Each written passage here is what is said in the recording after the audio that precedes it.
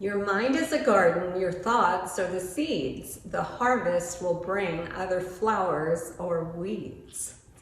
This was a quote that I heard while I was on retreat at one of my favorite places called Timber Creek Retreat House.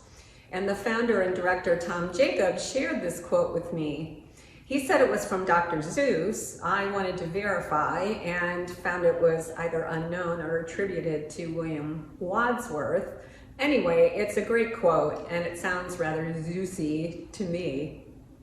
Your mind is a garden, your thoughts are the seeds. The harvest will bring either flowers or weeds. Returning from our trip, this quote came to life for me overhearing a conversation at a restaurant at dinner. Robert and I had the entire section of the restaurant to ourselves until an older gentleman sat down. And he was at the table next to us, and the server greeted his customer on a first name basis. And when he returned with the man's drink order that he placed, the server asked him if he had a computer and if he spent time on the internet. And the customer said yes. And the server proceeded to tell him that over the weekend he had gone onto the internet to catch up on some things, including looking at his Facebook account. And before he knew it, hours had flown by. And the server said, "Isn't it crazy how time seems to fly by in double time when you're on the computer?" He continued, "We'd had so much rain that my garden was getting overgrown with weeds. I only had so much daylight to work with over the weekend, and I really needed to get out and tend to those weeds, or they would have taken over my garden. I had to stop wasting time on the computer." Robert and I both heard this exchange and looked at each other, and without saying a word, we smiled because we had grasped the true meaning of the dialogue.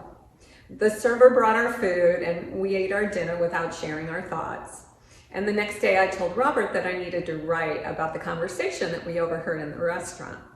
And Robert immediately asked, "Oh, the one with the server and tending to the weeds?" This story was a great illustration of how we choose to spend our time and what is truly most important. If the server had spent all his afternoon on his computer, the weeds would have continued to take over his garden. He knew that he only had so much time to tend to his weeds, and he made the right choice to put an end to his time on the computer. We live in a busy time with new technological gadgets and media sources popping up every day.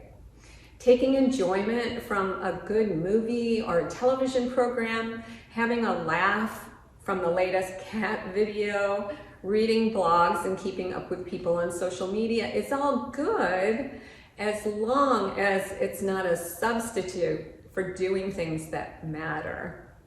We can use being busy as an escape from some weeds that we have to deal with. What areas of your life need tending? When we ignore spending quality time with a friend or loved one, our relationships are going to wither. If we fill up our time with mindless, time-wasting activities, we will miss out on learning and growing.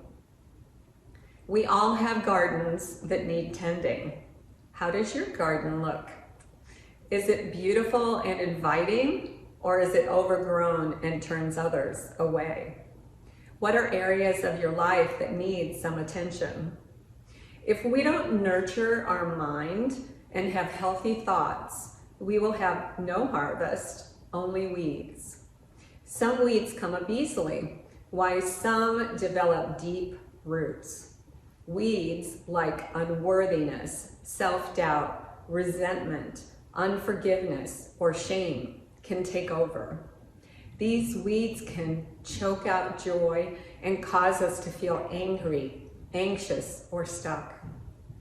Philippians 4:8-9 tells us, "Whatsoever is honorable, whatsoever is true, whatsoever is just, whatever is pure, whatever is pleasing, whatever is commendable, if there be any excellence, and if there be anything worthy of praise, think about these things, and the God of peace shall be with you." So, Make those seeds of thought blossom into a beautiful harvest of flowers and not weeds.